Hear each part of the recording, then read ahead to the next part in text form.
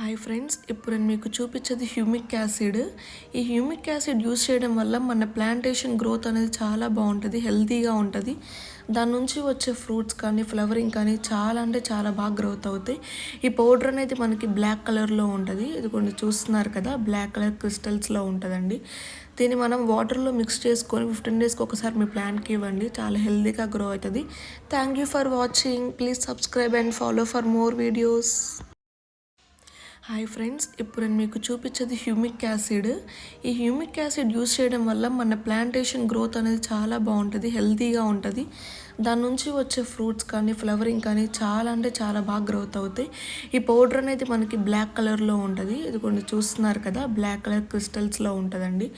దీన్ని మనం వాటర్లో మిక్స్ చేసుకొని 15 డేస్కి ఒకసారి మీ ప్లాంట్కి ఇవ్వండి, చాలా హెల్తీగా గ్రో అవుతుంది. Thank you for watching. Please subscribe and follow for more videos.